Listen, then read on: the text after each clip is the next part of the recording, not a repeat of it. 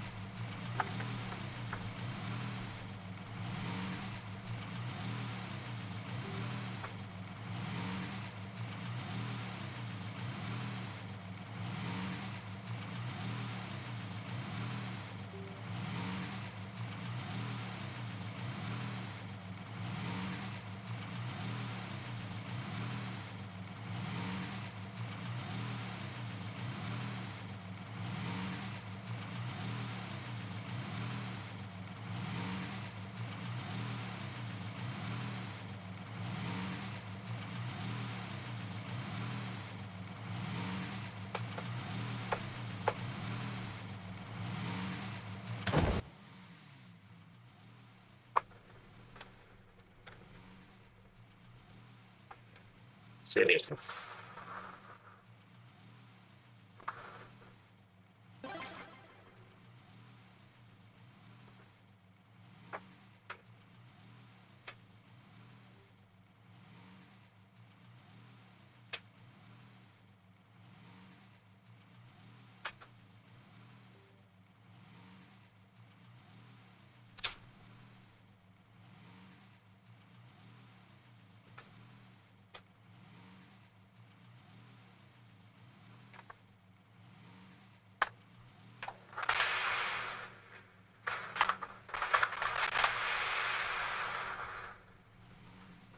Ito pa na ang guy. Ganun.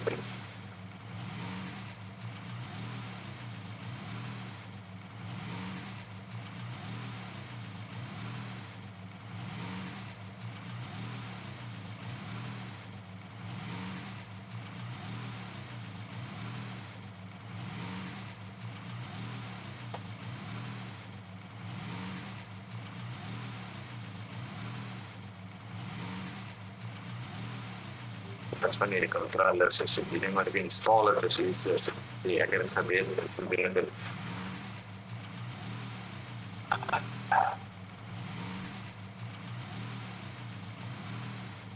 ang dog yung leader. I think we get it.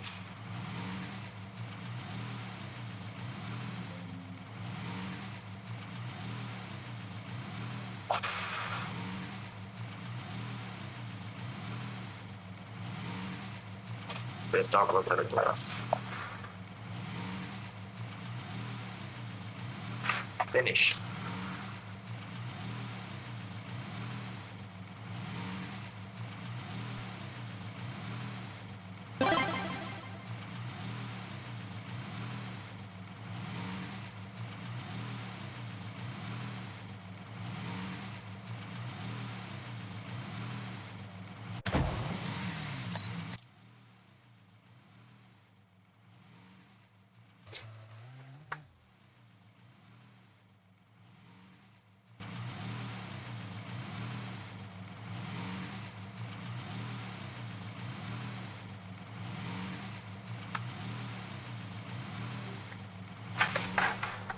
Well, let's try.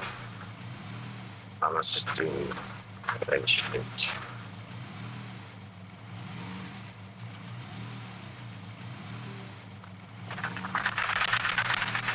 Fine. Look, Lord. Okay.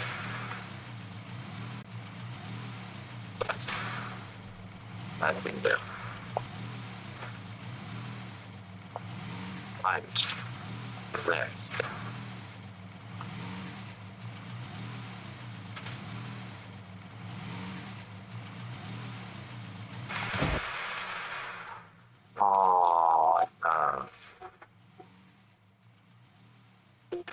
Figuring control of your decisions and thoughts. But how often would it be guided by something else?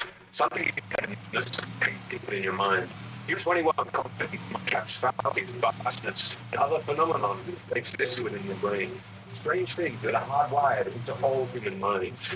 You may go through your entire life or well into adulthood, completely unaware that you're carrying around these thinking errors and mental shortcuts that influence your day-to-day thinking. You can't turn them off or delete them from your brain, but being one of the few people that can notice when they arise in your mind, and only the situations they're likely to act upon your decision-making, is one of the first steps to become a more thoughtful and rational thinker. This two-part series is mainly inspired by the works of Nobel Prize-winning psychologist Daniel Kahneman and his amazing book, Thinking Fast and Slow.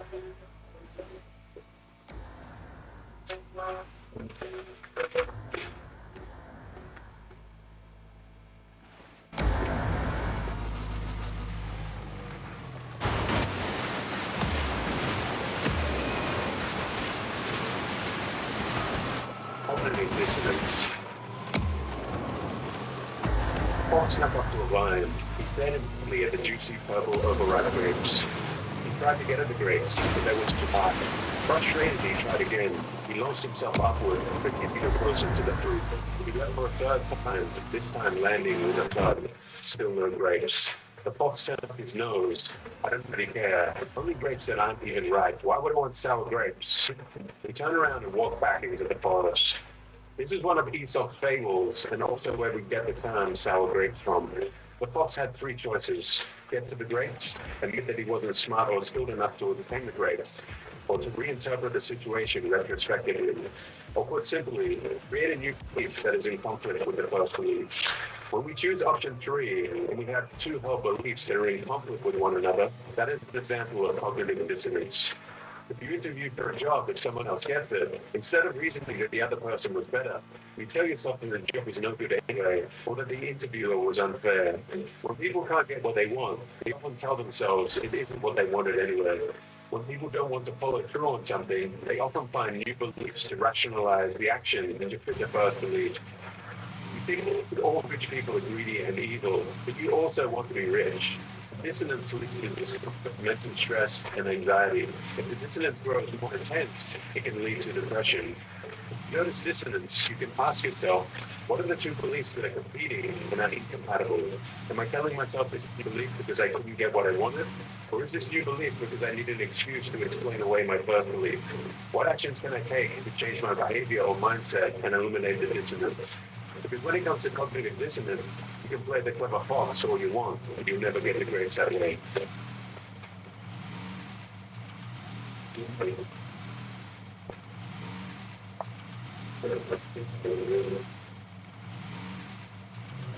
The spotlight effect. You arrive 5 minutes late to the office and you feel like everyone is judging you. It's your first day at the gym and feel like everyone is watching you. You spill a small amount of sauce on your shirt and you feel so embarrassed because you think the whole party is going to notice. The spotlight effect is a phenomenon which people tend to believe people are observing them more than they are. People are seldom interested in you and your actions as much as you think. So do yourself a favor, stop overestimating how much people are observing you, and reduce the anxiety that is probably just a result of the spotlight effect.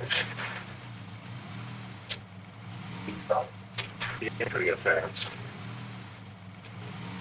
Whenever we have to get something, let's say the population of Russia, we use anchors, starting with something you know for sure to be true, so it must be greater than 1, it must be less than 7 billion, and less than the population of China. We then take these anchors and explore the unfamiliar territory. Unfortunately, we use anchors when we don't need to. Take a moment to pause and look at these two questions. Is the height of the tallest redwood tree more or less than 1,200 feet? What is your best guess about the height of the tallest redwood? If we ask these questions and group these two questions, we would consistently get very different answers because of the anchoring effect. The words and numbers we use anchors people's decisions. But the anchoring effect doesn't apply to numbers that appear informative, such as in the tree example. According to Kahneman, anchors that are obviously random can be just as effective as potentially informative anchors.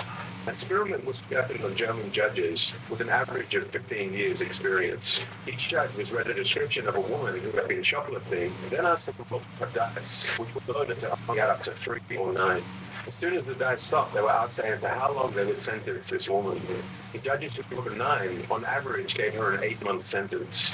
The judges who rolled a 3, on average, gave her a 5-month sentence. The researchers found that the anchoring effect was influencing their judgments. Numerous other studies using arbitrary numbers like the last digit of phones or social security numbers also confirmed the anchoring bias. In sales and negotiations, anchors are being used all the time, and there will be people who are willing and able to set up this mind trap and exploit the anchoring effect against you. The car salesman setting a high price from the start so that the price that he actually wants to get from you seems like a good deal. The $150 dress at the front of the store sets the anchor for the $50 dress at the back of the store. Online stores, salary negotiations, and real estate deals are all playgrounds for the anchoring effect. And one of the most powerful biases, you can't turn it off, but you can remind yourself of your vulnerability to it and try to proactively set your own mental anchors before going to any sales or negotiation environment. Take a look at these examples. Let's say I want to sell my book. You can get my online course for $1,999, or you can get my book for just $15. I anchor you to the high price first, so that the price of my book seems like a bargain. If I wanted to sell my course, on the other hand, I would need to find a better anchor. It costs $135,000 to go to college and learn the same things I'm going to teach you in my online course for only $1,999. If Sarah wanted to buy a $50,000 car and experiment with anchoring, she wouldn't show her partner a bunch of similar-priced cars. She would show him a few $90,000 cars she likes first, and after she gets an audible gasp at the price, then she would show her the car she actually wants. And now it doesn't seem as expensive. The price you anchor first determines how people feel about the value of your offer. They've sent us the asking price for the home. Let's not let the noise influence our thinking. Set it aside. Let's perform our own due diligence and arrive at our own number. Our objective in this negotiation is to meet first and get them anchored to this number.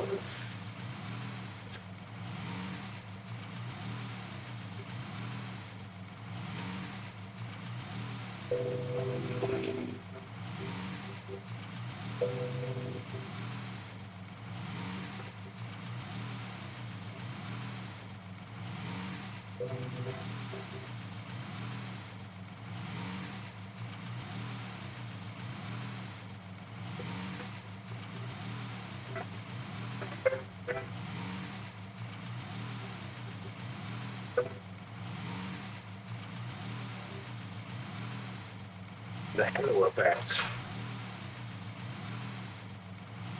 What do you think about Alan and Ben? Alan is intelligent, industrious, impulsive, critical, stubborn, and envious. Ben is envious, stubborn, critical, impulsive, industrious, and intelligent.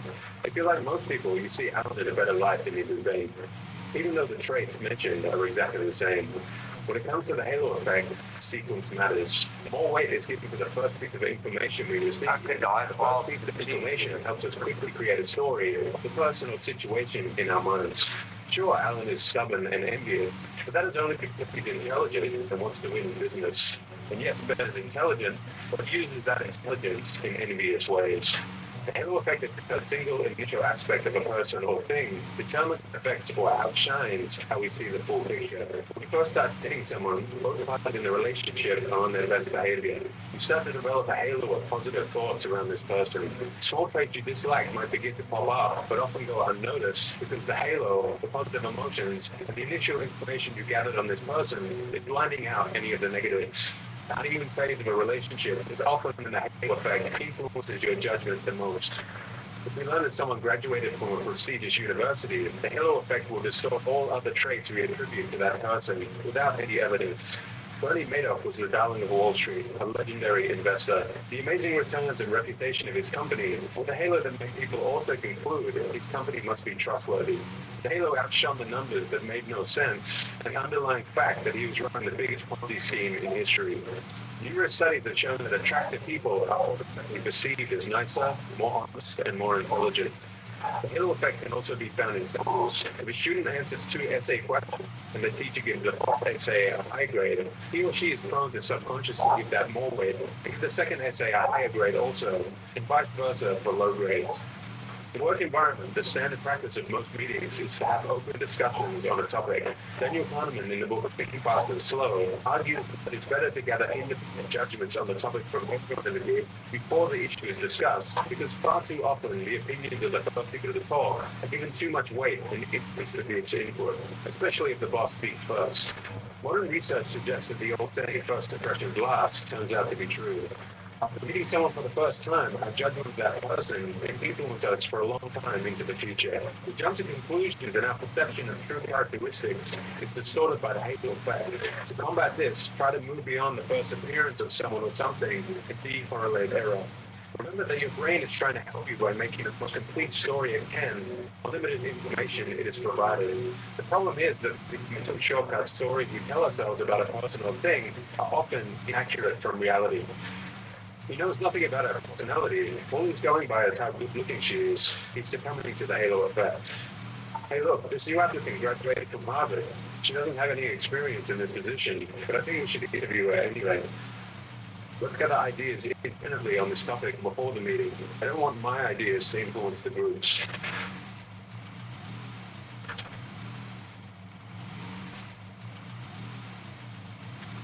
Gambler's fallacy. 3 times the coin is flipped and lands on heads each time. Let's say that someone forces you to wager thousands of dollars of your own money on the next toss. Would you bet on heads or tails? If you think like most people, you will almost always choose tails, although heads is equally likely. But why? We believe in some kind of balancing force in the universe. If we ask people to choose which sequence is more probable, most will pick the top sequence. But both sequences are equally probable. We generally underestimate the likelihood of streaks occurring by chance. We're led to believe that something needs to change due to the gambler's fallacy. However, there is no such balancing force. The coin cannot remember that heads was flipped 3 times in a row, just as the ball cannot remember that it landed on black. Casinos love the gambler's fallacy because it creates the illusion in the gambler's mind that they can predict where the balance of the dice or roulette wheel will go next. This fallacy can apply anywhere there is a sequence of decisions. That awkward feeling you get when you've entered 5 C's in a row of a multiple choice exam is this fallacy at work. The University of Chicago Review found asylum judges were 19% less likely to approve an asylum seeker if they had just approved the previous 2. The same person applying for a loan was more likely to get approved for a loan if the previous 2 applicants were rejected, and more likely to be rejected if the previous 2 applicants were approved. Similar findings were also found when analyzing the sequence of decisions of baseball umpires. Take a closer look at the independent and interdependent events around you. Independent events are not influenced by balancing forces of nature. The contrast effect. If you see some leather seats for $3,000, they may seem a little expensive. If you're buying an $80,000 car, on the other hand, the $3,000 of the seat upgrade seems almost like nothing. Research shows that people will walk an extra 10 minutes if it's saving $10 on food. However, nearly all wouldn't walk 10 minutes to save $10 on a $1,000. It's easy to think something is attractive, large, or expensive when it sits next to something ugly, small, or cheap. Absolute judgments can be difficult to make. Try to catch yourself the next time you go shopping to see if your purchasing decisions are being influenced by the contrast effect.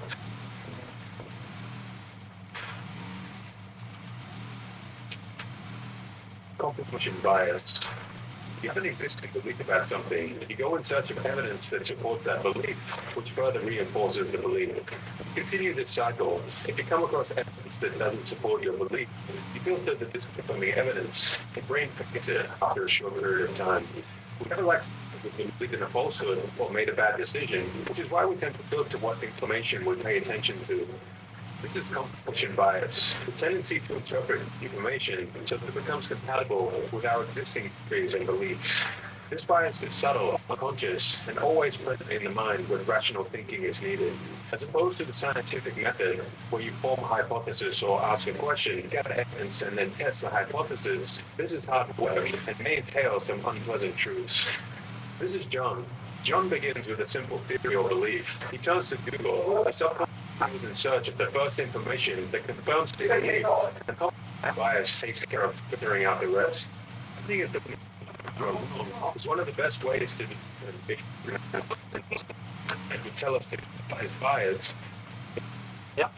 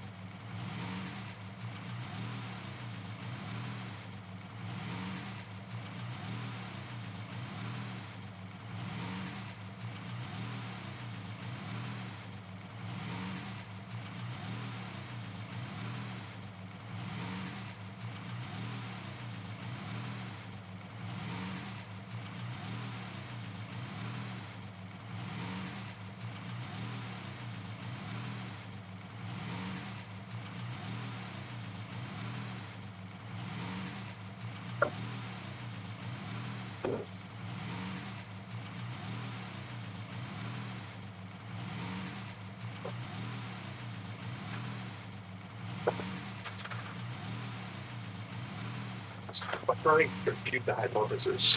But rarely do people actively try to seek out disconfirming evidence to their beliefs.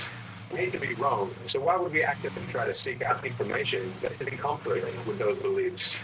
To make matters worse, the biggest platforms now tailor content to personal interests and browsing history, supercharging conflicting bias on a mass scale. We find ourselves in a sea of one-sided content amongst communities of like-minded people, also referred to as echo chambers, thereby reinforcing our convictions, and the confirmation bias becomes stronger. Not only do we need to combat our own confirmation bias, social platforms are aiding this bias by filtering what we are shown and not exposing us to a point of view. The more you conform facts to fit your beliefs, the narrower your perspective becomes, until that narrow reality becomes all that you can see. Confirmation bias is the genesis of the I'm always correct ego, especially in political discourse. What planet are they living on? They must be living in an alternate reality. I'm completely right about this. Look at all the facts on my side. As a result of confirmation bias, we have a high degree of confidence. We feel deep down that we are right. If someone challenges our opinions, we tend to become defensive and even hostile. Opposing perspectives become narrower. Discourse about facts that are being interpreted and filtered differently becomes nearly impossible because both sides of an argument are seeing the evidence through the lens of their theories and only looking out for what confirms their existing belief. Echo chambers are the flywheels for frequent repetition and dissemination of ideas. The same ideas are shared, liked, and repeated, and any new books are quickly shut down. All divergent thinking and opinions begin to disappear. When people hear the same thing repeated enough times, the facts may as well go out the window. According to David Kahneman, a reliable way to make people believe in falsehood is frequent repetition, because familiarity is not easy to distinguish from truth. There is no way to make confirmation bias. Only ways to reduce its effect on you. First is to simply become aware that this mind trap exists. If time does allow you to reflect, try to think grey. If you truly want to become a independent thinker, you need to suspend judgments, explore the gray areas, expand beyond the hive mind of the group. Try to get your information from a variety of sources. Avoid being influenced into a belief, because it is what others teach you to think. What has been repeated enough times, accept it as truth. Confirmation bias is a perspective narrower.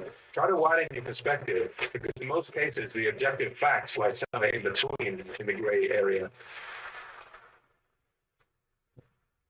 The bottom-off phenomenon. You buy a certain brand car, and all of a sudden you start seeing that car everywhere, whereas you didn't in the past. When you learn a new word or concept, suddenly you start seeing it everywhere in your life. You start thinking, wow, this is weird. How is it possible I've never seen this word in my life? And now I've seen it 3 times this week. And why do I keep seeing those new shoes I bought everywhere I go? They must be becoming so popular. The bottom line phenomenon is an illusion in which, after noticing something for the first time, there is a tendency to notice it more often. It occurs when increased awareness of something creates the illusion that it is occurring more often. This phenomenon is augmented by 2 other biases: the recency effect, which inflates the importance of recent stimuli, and confirmation bias, which confirms in your mind these strange coincidences you think you're having, and then perpetuates your search to keep confirming that these coincidences must have some kind of meaning. Basically, our brains are master pattern recognition machines that are always searching for meaning in data. What is amazing are all the patterns and stimuli flying past you every single day that your brain simply ignores because it's not in your awareness. You can only see the things we are looking out for. In reality, you have most likely seen that word or car a number of times, but your mind simply wasn't interested in noticing it.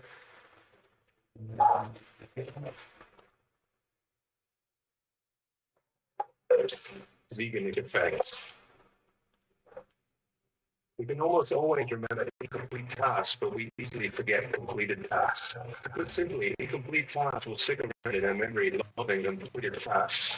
Originally, it was believed that the only way to prevent the Zeigarnik effect from gnawing away at our thoughts was to complete the incomplete tasks. However, further research into the Zeigarnik effect found that simply having or writing down a to complete the task was enough to stop the effect. So if you find yourself awake at night with these incomplete tasks stressing you out, grab a pen and pad and write down a quick plan to get the job done. Getting the task out of your head and onto paper has this effect and will give you more peace of mind.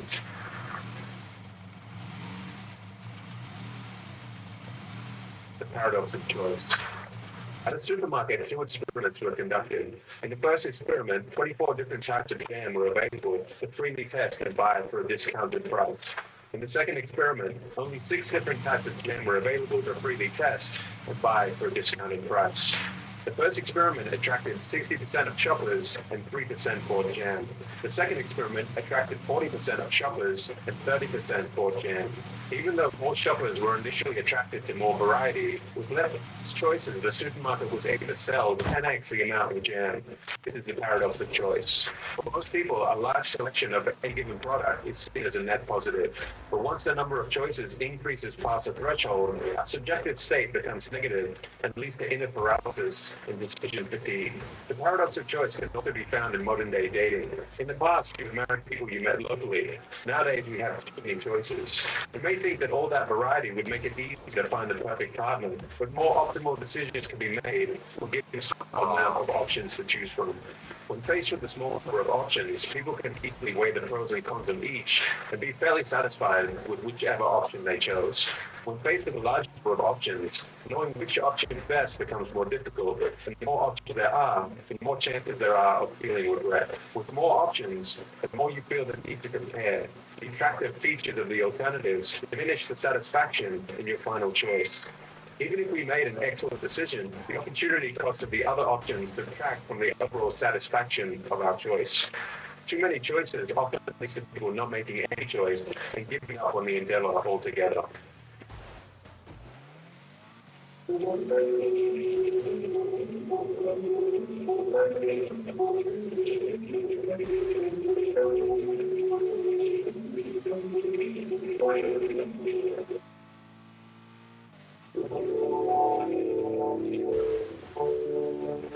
Shit.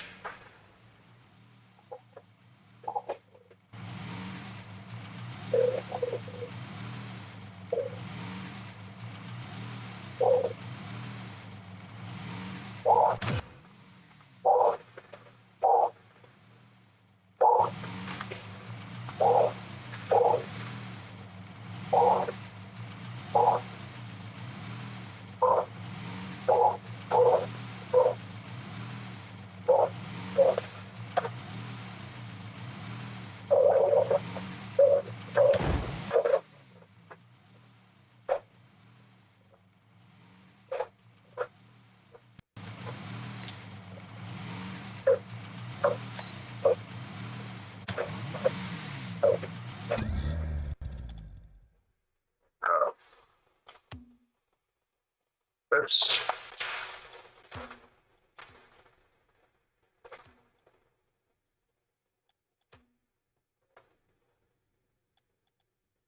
Which one is that now? Neither one.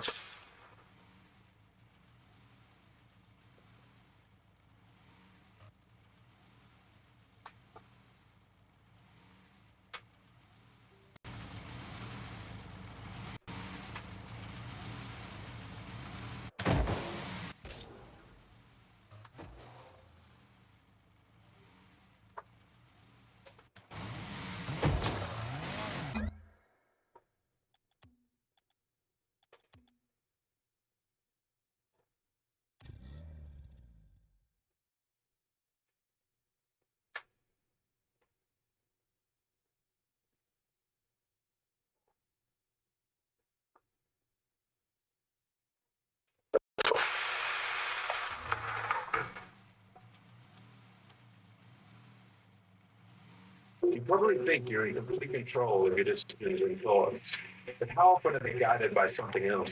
Something you don't even notice that's coming deep within your mind. Here are 21 cognitive mind traps, fallacies, biases, and other phenomena that exist within your brain. Strange things that are hardwired into all human minds. You may go through your entire life or well into adulthood completely unaware that you're carrying around these thinking errors and mental shortcuts that influence your day-to-day thinking. You can't turn them off or delete them from your brain, but being one of the few people that can notice when they arise in your mind, and knowing the situations they're likely to act upon your decision-making is one of the first steps to become a more thoughtful and rational thinker.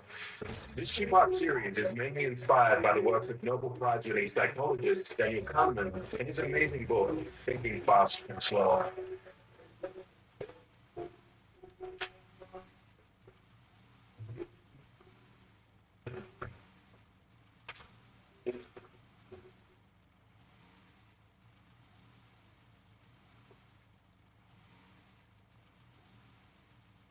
Survivorship bias.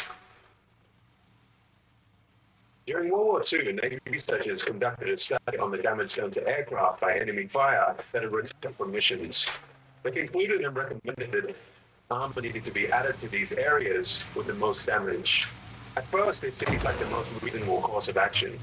We need to place more armor where the planes are getting hit the most. However, a mathematician by the name of Abraham Wald was quick to point out an error the researchers had made. They were researching data only from the planes that had survived their missions, and bombers that had been shot down weren't included at all. Wald proposed they change their initial decision and do the opposite. Armor the areas where the surviving planes had not been hit, as these were in fact the areas that were causing fatal damage to the other bomber planes that had not survived. Survivorship bias is a logical error where the data that we are presented with is representative of only a subset of the population that's already survived some kind of filtering process. More simply, we tend to focus on the things that survived the process and overlook the ones that failed. People may think that it may be more beautiful buildings ignoring that this is the only buildings to have survived for so long. And the 99% of the buildings of that time and age were probably flimsy and ugly, but are now completely invisible to us. Here is another example. You move to a new town, you see many successful restaurants in the area, and you come to the conclusion that if all these restaurants are successful, you could very well do the same. But what is invisible to you are all the restaurants that failed in the years prior. When you are only focusing on the winners, survivorship bias causes you to underestimate the challenge and overestimate your chances of success. Everywhere you look, there are successful actors and actresses. In reality, your chances are a fraction above zero of becoming successful. But no one is interested in all the failures, so the burial ground of all the failures is largely invisible to you. Society and the media only focuses on the winners. Try Googling actors that never made it, or people who failed in life after dropping out of college. You won't have much luck finding anything useful. For every rock star, there are thousands of people in the cemetery of failure who never made it. For every startup business, there are thousands of failed startups. Everyone should chase their dreams, but don't let survivorship bias trick you into thinking the challenge is bigger than it seems. Be careful of your overly optimistic beliefs that are caused by invisible failures.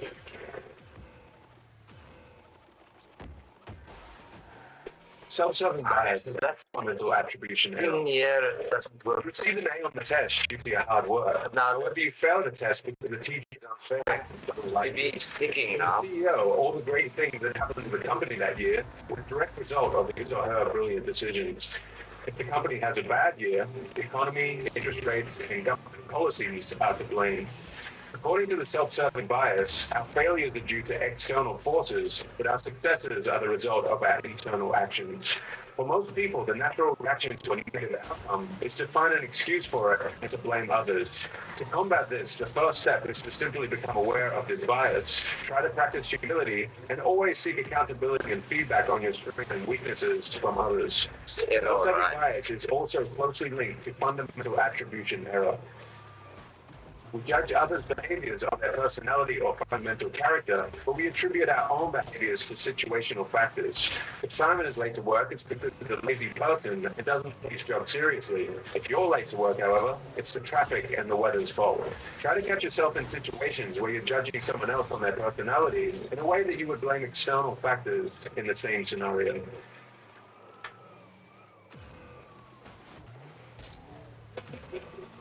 Hindsight bias. You've probably encountered people who are constantly saying, I knew that was going to happen. I knew that stock was going to fall. I knew she was going to lose the election. I knew Jack and Mary were going to break up. They are always experts after the event has occurred. This is hindsight bias, otherwise known as the I told you so phenomenon. When we look at past events, everything seems clear and inevitable. Imagine you're infected with a virus, the hindsight bias, that causes you to write over past information.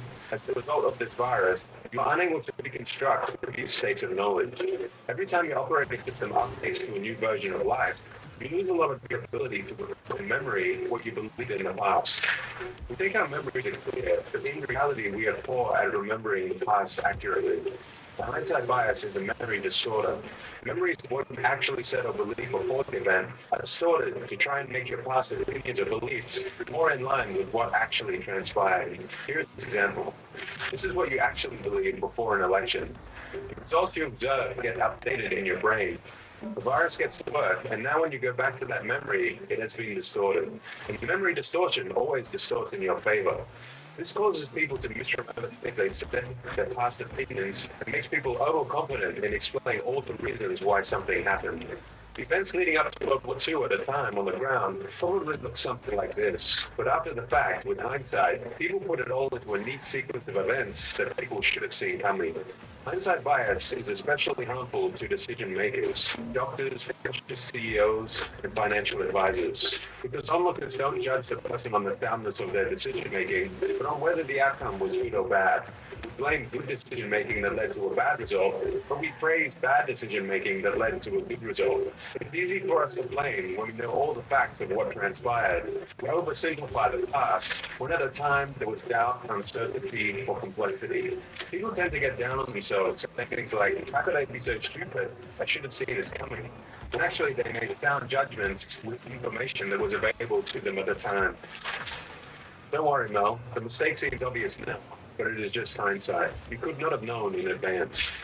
See, I told you this exact thing was going to happen. Are you sure? I remember you saying something quite different.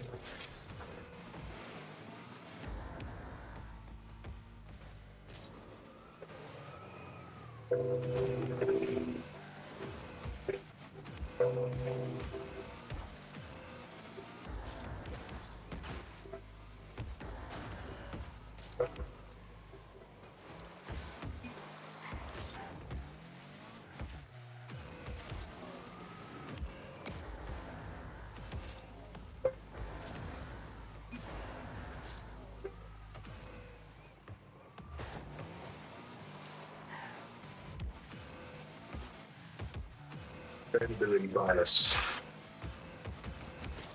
Johannesburg is safe. I know a guy who lives there and he's never had any problems with crime.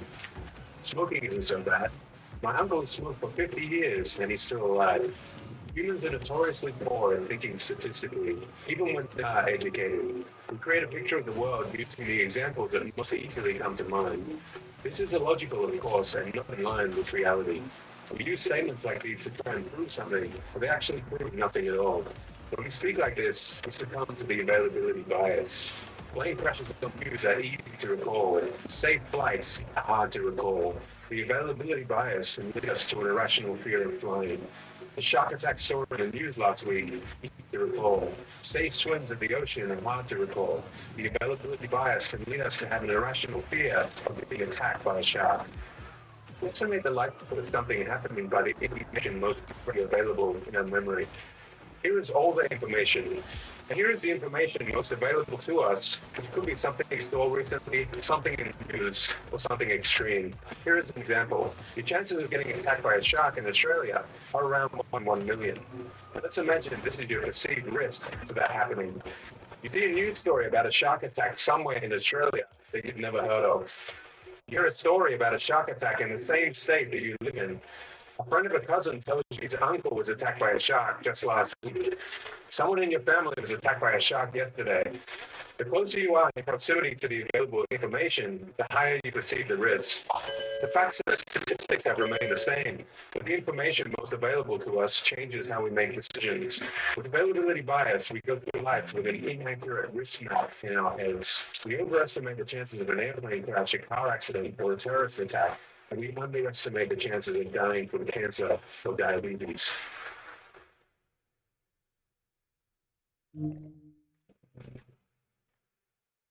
Availability cascade. A local news story about a razor blade found in candy leads to mothers in the local community becoming worried, which leads to a news story about the mothers who are worried, which leads to a national story, which then leads to parents panicking and inspecting their children's candy, which eventually leads to homemade candy and cakes not being given to trick-or-treaters nationwide. This is an availability cascade, a self-sustaining chain of events, which may start from media reports of a relatively minor event and lead up to mainstream public panic and/or large-scale government intervention. People begin to adopt a belief not because it's true or prevalent, but because it's popular. Put more simply, an availability cascade is an enormous overreaction to a minor problem. Whenever we encounter minor risks, we either ignore them completely or completely over-exaggerate them with nothing in between. A parent may know of this feeling waiting up at night for their teenage child to come home. They know that there is a 99% chance that everything is fine as usual, but having even a small thought that something may be wrong available in your mind sets off a self-sustaining chain of thought. It grows into more thought about something disastrous having happened, which can eventually lead to panic and needing to immediately make contact to make sure that the child is okay. When you're watching the news, is it an objective piece of journalism or just an availability cascade? This is just an availability cascade, a non-event that is being inflated by the media until it fills our screens and there's public outcry.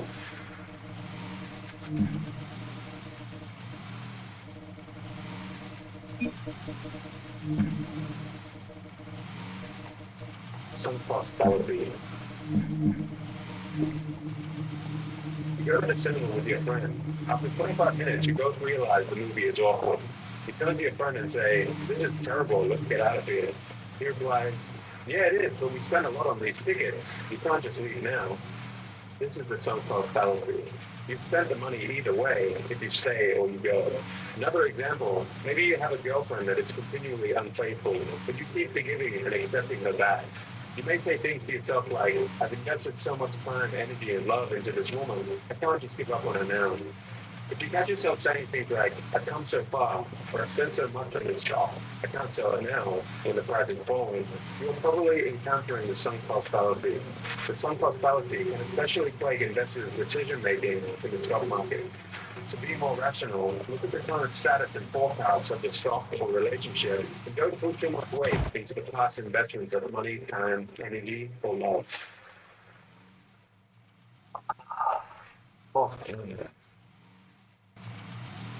The framing effect.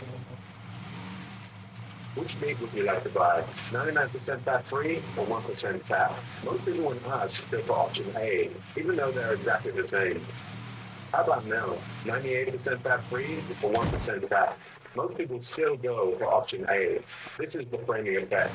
We often draw different conclusions from the same information depending on how it's presented. Be on the lookout for how different news outlets frame their headlines and stories and how companies frame their offers. Here we have a small-sized popcorn for $3 and a large for $7. Which would you choose? In this case, a higher percentage are inclined to go for the cheaper alternative. Now let me introduce the third option, a medium size for $6.50. Studies show that when given these three options, a much higher percentage will choose the large because they see this as the most valuable option. The small and the large prices are exactly the same, but the decoy changes your perception and influences your decision-making towards the more expensive option. When the Economist magazine gave readers these two options, they were quite disappointed with the result. Most opted for the cheaper option. When they introduced the third decoy option, they skyrocketed their sales by 43%. The offer was exactly the same, but the print and web offer now appears much more valuable. The bills are overdue. Honey, would you mind paying bills? Not what you say, but how you frame it. Would you like to pay by cash or credit card? If the sign showed a cash discount of 5%, people wouldn't feel that bad about missing out on the discount for the convenience of using their credit card. If, however, the sign showed a credit card surcharge of 5%, people would be inclined to avoid the fee. On close discussion, though, they're exactly the same thing. There is a 90% chance you will survive this operation. There is a 10% chance you will die from this operation. Same outcome, different frames. The words we use affect the emotions we have towards making certain decisions.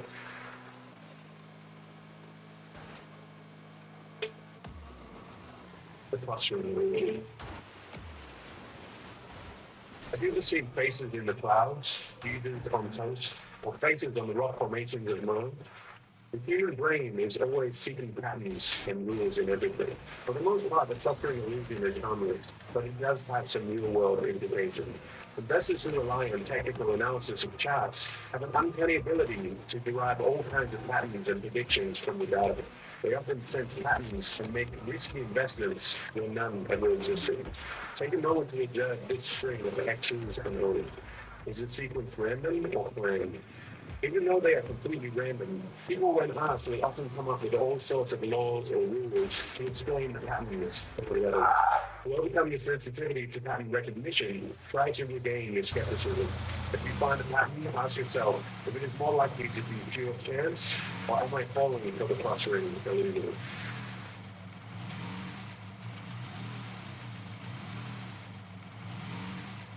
Exponential growth. If you fold a piece of paper in half,